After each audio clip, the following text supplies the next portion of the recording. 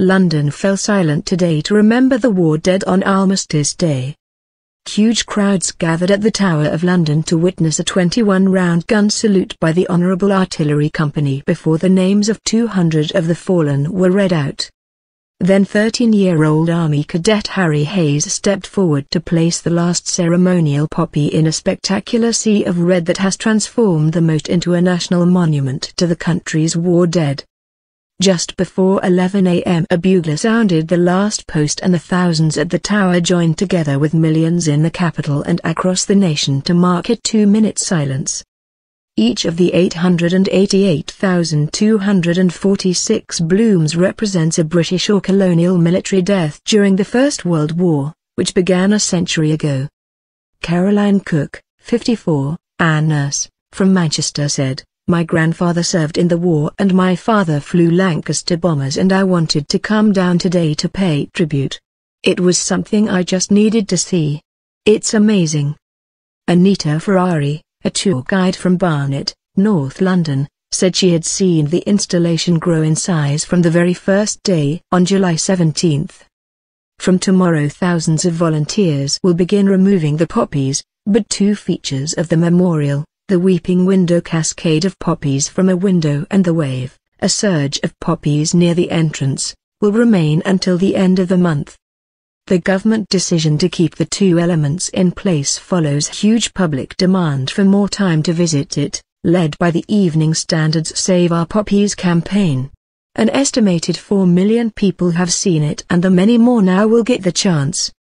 David Nye, 61, an IT manager, from Abbots Langley, near Watford, said, "I was on my way to work, but this is the first time I have stopped and it really is such a unique event and sight.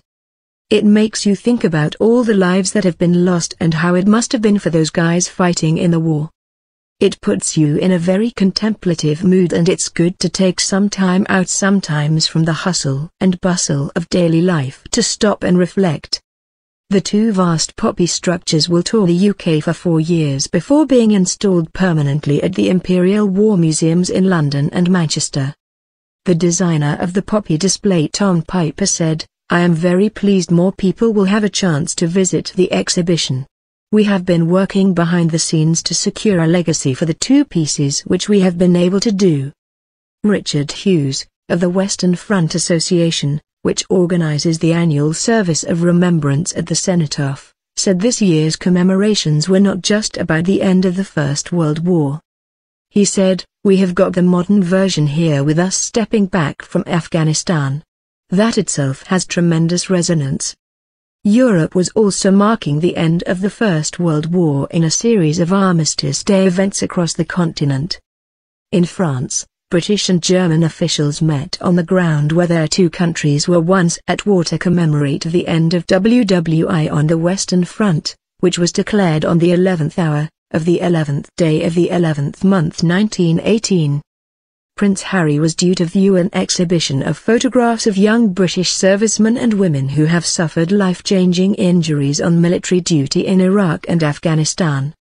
Harry, who spent Remembrance Sunday in Kandahar in honor of the fallen, will visit Wounded, the Legacy of War by singer-turned-photographer Bryan Adams at London's Somerset House on Armistice Day, the anniversary of the end of World War I.